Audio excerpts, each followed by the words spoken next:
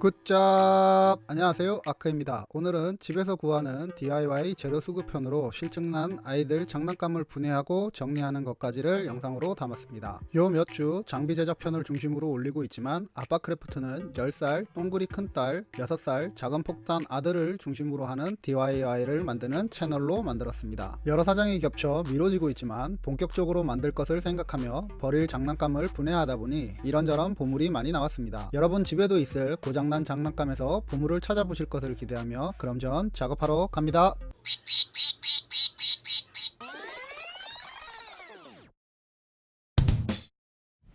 먼저 전체 나사의 위치를 확인하시고 나사를 풀어주세요. 나사가 안 풀릴 경우 세게 밀면서 돌리면 돌아가는데 돌아가지 않을 경우 눌린 상태로 펜치나 니퍼로 돌리면 돌아갑니다. 분해를 하다 보면 나사를 제거했는데도 분리가 안 될 때가 있는데 이 경우 일자 드라이버 같은 선이 좁은 것보다는 쇠자 등 선이 넓은 것을 밀어 넣어 분해하셔야 분해 외에 파손이 일어나지 않습니다. 버릴 장난감 중 재사용 가능한 부품의 수급을 목적으로 분해하는 것이니 조심스럽게 분해해야 하는데 아크 같은 경우 분해하기 편한 연결 전선이 없는 것부터 분해하는 편입니다. 장난감을 분해하면서 좋은 점은 부품이 생기는 것도 있지만 DIY를 하는 사람으로 장난감의 작동 구조를 엿볼 수 있다는 것도 있습니다.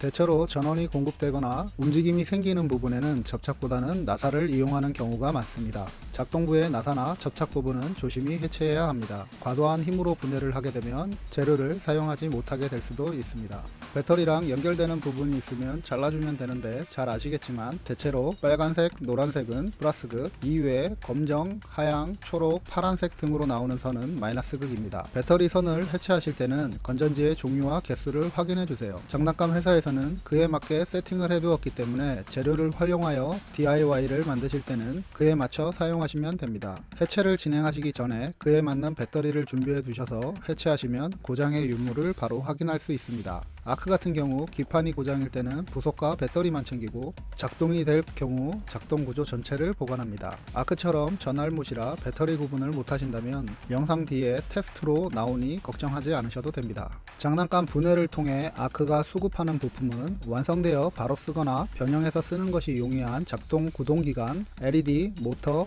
배터리 홀더, 연결 니켈 등의 전기 사용 재료, 기어, 강선 철사, 작은 나사 등 DIY를 할 때는 필요한데 시중에서는 쉽게 구입하기 어려운 자재들입니다. 장시간 방치된 장난감인 경우가 많아서 철, 니켈 등에 녹이 쓴 경우도 있는데 괜찮습니다. 이 영상 뒷부분에 녹 제거 영상도 함께 올립니다.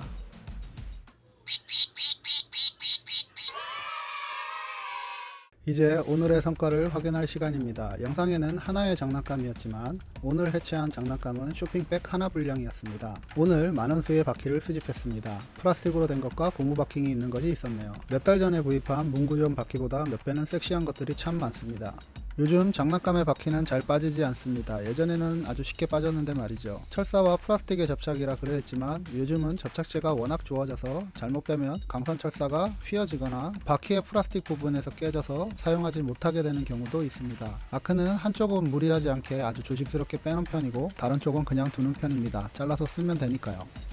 이제 나사를 구분해서 담아둡니다. 구분해서 담기 전에 먼저 녹이 쓴 것은 종이컵에 WD-40을 당겨질 만큼 찰랑할 정도로 뿌려두고 녹이 쓴 것을 담궈둔 상태로 한두 시간이 지나서 녹을 제거하면 잘 벗겨집니다. WD-40에 대해 많은 분들이 오해하는 것이 있는데 뿌리고 바로 닦아내면 녹 제거가 되지 않습니다. 녹이 충분히 우러날 시간을 두고 제거를 해야 녹이 때 빠지듯 잘 벗겨집니다. 이제 나사를 구분해야 되는데 나사의 끝이 뾰족한 것은 작게 뚫고 박아넣기 좋지만 물리는 힘이 좋고 파손되기 쉽습니다. 평평한 건 정확하게 뚫어두고 물려야 하는 번거로움이 있지만 일단 물려두면 단단해서 파손되지 않습니다. 나사를 구분하면서 약 15분 정도 담궈둔 상태입니다. 녹이 우러나기 시작하고 있습니다. 일단 다른 작업부터 하고 녹 제거를 마무리하도록 하겠습니다. 오늘 수집한 기어가 있는 작동 재료들입니다. 이미 테스트한 것이지만 다시 한번 확인만 해서 구분했습니다. 이전 영상에서 만든 파워 서프라이를 이용한 멀티 전원 테스트에 참 좋은 것 같습니다. 테스트 중 합선이 일어나면 자동으로 전원이 다운됩니다. 저처럼 전알못은 이런 부분이 참 안심이 되더군요.